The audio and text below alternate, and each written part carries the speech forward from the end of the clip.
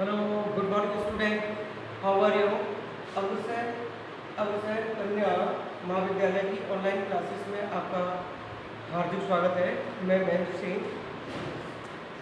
Subject mathematics को cover कर रहा हूँ और बीएससी सेकेंड ईयर में जो आपका सेकेंड पेपर है वो डिफरेंशियल इक्वेशन यानी अवकल समीकरण। इससे पहले मैंने आपको कोटि यानी ऑर्डर और भाग यानी डिग्री के बारे में मैंने पहले लेक्चर में कवर किया था।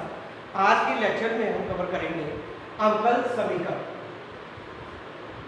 अवकल समीकरण डिफरेंशियल इक्वेशन।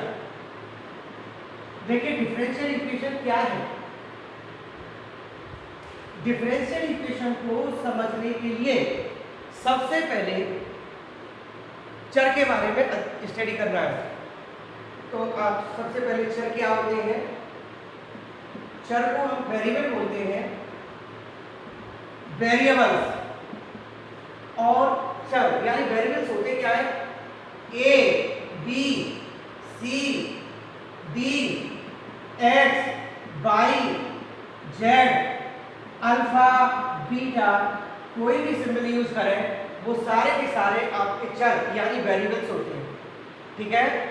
एक अवकल समीकरण है, इसी से एक शब्द जुड़ा रहता है अवकलन जुड़ा रहता है अवकलन। इसको डेरिवेटिव बोलते हैं। डेरिवेटिव, ठीक है। और डेरिवेटिव के लिए यूज होता है इसमें परतंत्र चर और परतंत्र चर को कहते हैं डिपेंडेंट वेरिएबल।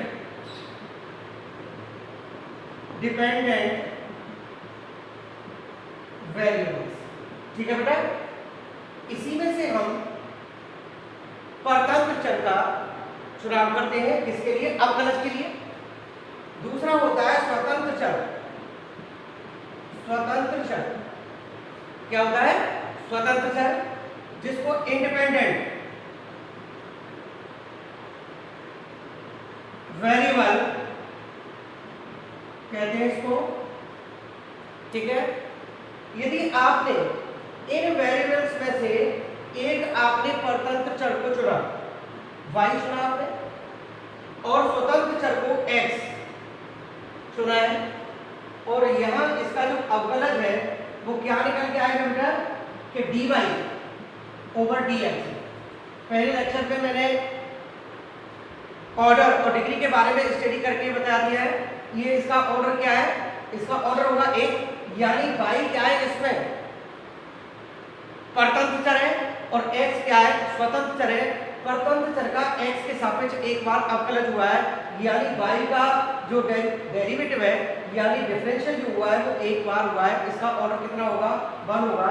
इसी तरह से d2y ओवर dx यानी y का x के सापेक्ष 2 बार अवकलज हुआ है। इसी तरह से d3y ओवर dx क्यूब और dot dny over dx n होगा। इसका ऑर्डर बने, इसका ऑर्डर 2 है और इसका ऑर्डर 3 है और इसका ऑर्डर कितना होगा? n होगा। ठीक है। तो ये क्या होना चाहिए? इसमें ये सारी चीजें होना चाहिए। अब देखिए इसकी क्या परिभाषा निकल के आती है, ये देखते हैं। इसमें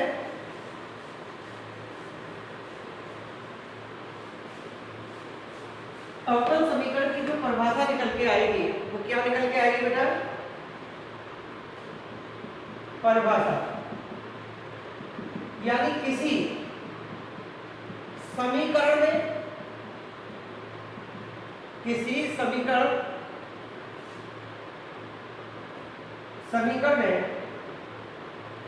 परतंत्र चर,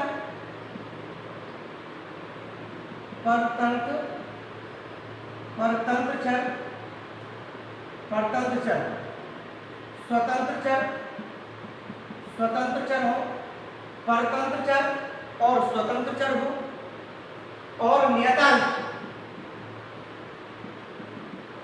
हो तथा परतंत्र चर का अवकलन एक या एक से अधिक कोटि का हो, अवकलन एक या एक से अधिक, एक या एक से अधिक विद्यमान हो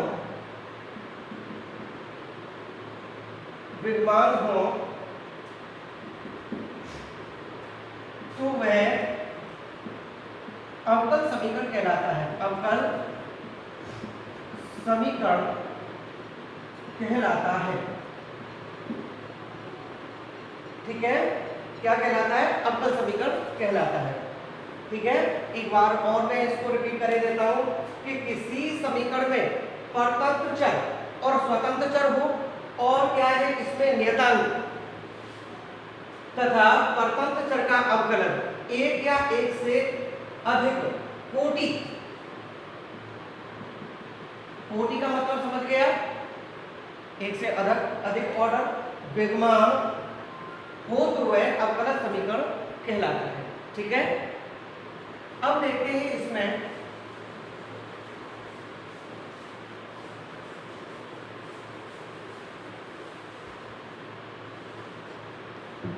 दूसरा पॉइंट है इसमें, यानी अवकल समीकरण को दो भागों में बांटा गया है। एक तो होता है साधारण अवकल समीकरण, इसको कहते हैं ऑर्डिनरी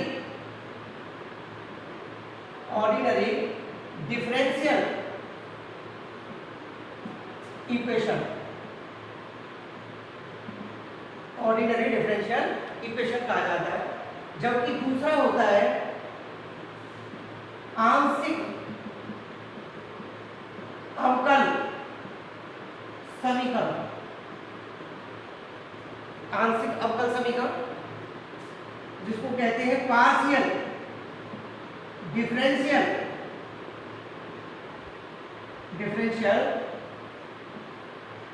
इक्वेशन। ठीक है बेटा, दूसरा क्या होता है? आंशिक अवकल समीकरण। ये आपकी सेकंड बुक होती है, ये सेकंड बुक है बेटा, इसको सेकंड बुक में कवर करेंगे तो इसको यहीं छोड़ते हैं।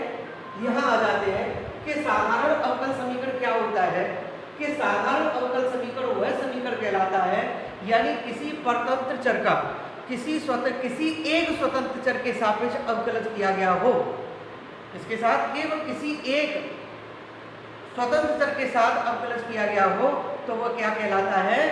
आपका साधारण अवकल समीकरण कहलाता है। क्या वह अवकल समीकरण, वह अवकल समीकरण जिसमें परतंत्र चर का अवकलन किसी एक स्वतंत्र चर के सापेक्ष, किसी एक स्वतंत्र चर के सापेक्ष एक या एक से अधिक सापेक्ष अवकलन एक या एक से अधिक का प्रयोग किया गया हो तो वह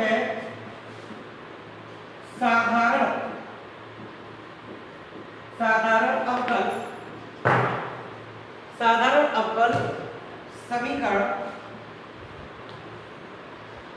कहलाता है। ठीक है बेटा, कि यानी परतंत्र चर का अवकलन किसी स्वतंत्र चर के सापेक्ष किया गया हो, केवल एक स्वतंत्र चर के सापेक्ष किया गया हो तो वह क्या कहलाता है? साधारण अवकल समीकरण कहलाता है, जिसको ऑर्डिनरी डिफरेंशियल इक्वेशन कहते हैं। ठीक है बेटा, समझ में आ गया होगा ना। आगे देखते हैं कि ये जो साधारण अवकल समीकरण है इसको भी दो भागों में बांटा गया बेटा, इसको भी दो भागों में बांटा गया है। पहला होता है इसमें रेखिक अवकल समीकरण। रेखिक अवकल समीकरण जिसको क्या कहते हैं, लीनियर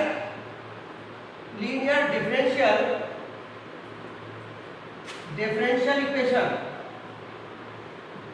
जबकि जो दूसरा होता है वो क्या होता है, अरैखिक अवकल समीकरण। अरैखिक अवकल समीकरण जिसको कहते हैं नॉन लीनियर डिफरेंशियल इक्वेशन।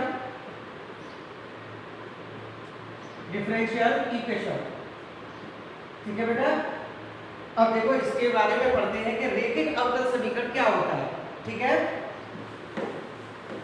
रेखिक अवकल समीकरण वह समीकरण कहलाता है बेटा किसी परतंत्र चर का अवकलन किसी एक स्वतंत्र चर के सापेक्ष किया गया हो और उस समीकरण में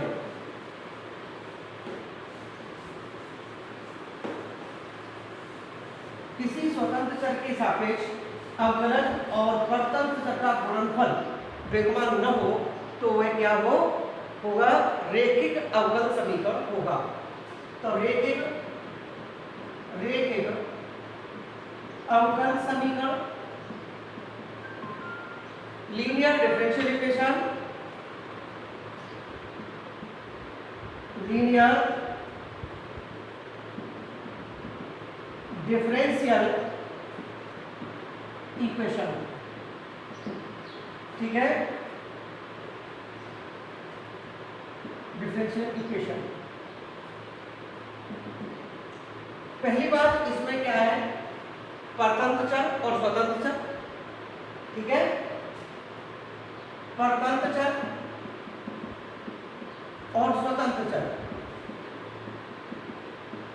परतंत्र चर और स्वतंत्र चर। परतंत्र चर का अवकलज किसके साथ हो, स्वतंत्र चर के सापेक्ष हो। नंबर 2, और वो कितना हो, एक या एक से अधिक। परतंत्र चर का अवकलज किसी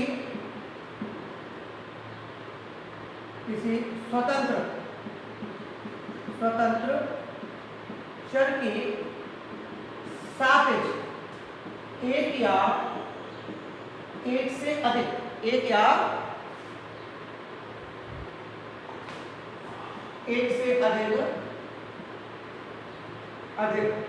अधिक हो और घात कितनी हो, एक। अवकलजों की घात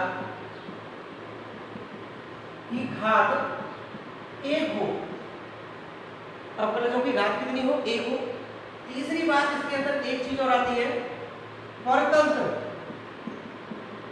चर और परतंत्र चर का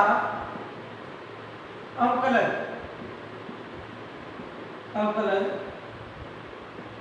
का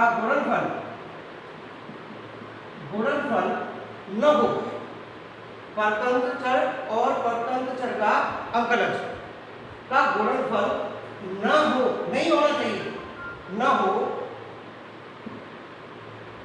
तो वह आपका रेखिक अवकल समीकरण कहलाता है। एग्जाम्पल देखते हैं, यानी a0 d⁴n और dxn plus a1 dn-1 over dx⁴n-1 plus a2 dn-2 over dx⁴n-2 और लास्ट हम ले लेते हैं कि a n equal to b। ये आपका रेखिक अवकल समीकरण है। देखिए इसकी कोटि यानी किस ऑर्डर का है, इसका ऑर्डर कितना होगा, ऑर्डर होगा इसका n, इसका ऑर्डर कितना होगा, इसका n-1, इसका ऑर्डर कितना होगा n-2। ठीक है, अब इसकी जो डिग्री है, डिग्री मतलब घात है, वो इसकी घात कितनी है 1।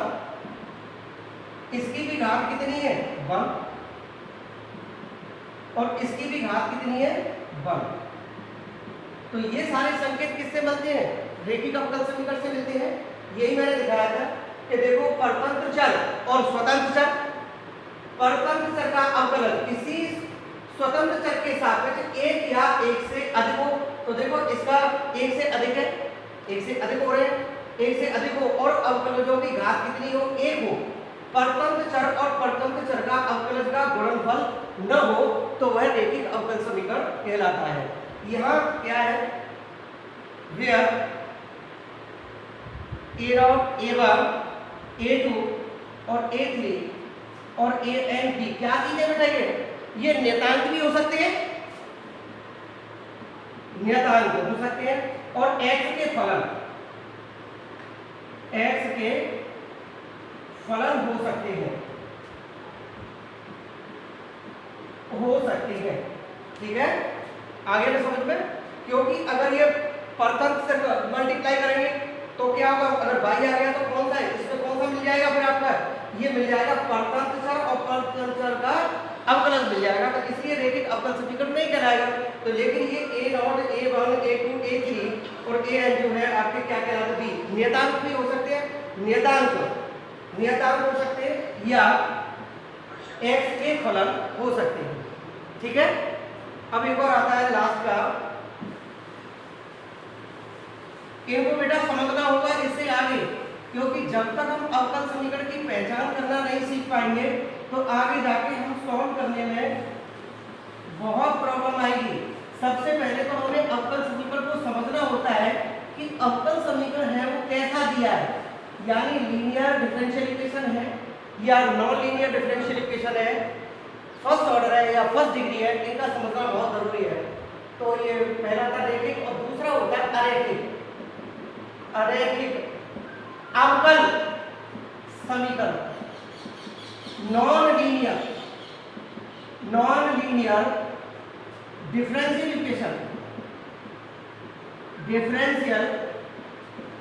इक्वेशन, ठीक है बेटा। इसकी क्या क्या परिभाषा निकलती है, जो रेखिक अवकल समीकरण नहीं है वही अरैखिक अवकल समीकरण। अब बात इस बात से नहीं बनती है, जो बुकों में डिफाइन दी जाती है बोले कि जो रेखिक अवकल समीकरण नहीं है वही अरैखिक अवकल समीकरण, बात यहाँ पर नहीं बनती है।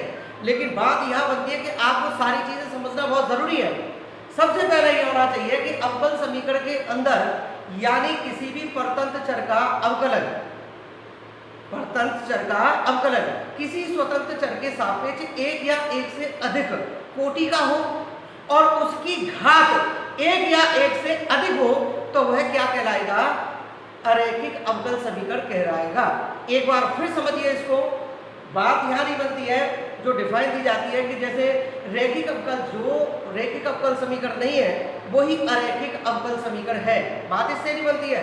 बात आपको यहाँ ये समझनी है कि किसी परतंत्र चर का अवकलन किसी स्वतंत्र चर के सापेक्ष अवकलन किया गया हो और कितना किया गया हो, एक या एक से अधिक कोटि का हो, राइट, एक या एक से अधिक कोटि यानी डेरिवेटिव हो, और फिर उसकी घात, इनकी घात कितनी, रेखिक में कितनी होती थी 1, और यहाँ घात कितनी होनी चाहिए, एक या एक से अधिक हो, तो वही क्या कहलाता है, अरैखिक अवकल समीकरण कहलाता है। तो आप यहाँ देख सकते हैं कि a0 dny ओवर dx की पावर n, इसमें n ले सकते हैं आप, प्लस a1 और dn-1 by over dx n-1 whole to the power n-1 और प्लस ये जो होगा कि an और y इक्वल टू b, ये समीकरण हो सकता है, ठीक है। तो ये अरैखिक अवकल समीकरण का उदाहरण है। देखिए इसमें m क्या है, घात है, लेकिन m की घात जो है एक या एक से अधिक होनी चाहिए, यानी इसका जो अवकलन है वो एक या एक से अधिक कोटि का हो, ठीक है, और घात कितनी हो, घात एक या एक से अधिक हो, एक से अधिक हो तो वह क्या कहलाता है? अरेखिक अरेखिक अवकल समीकरण कहलाता है। ठीक है बेटा, आज के लेक्चर में इतना ही। मैंने आपको एक बार रिपीट कर दे रहा हूँ।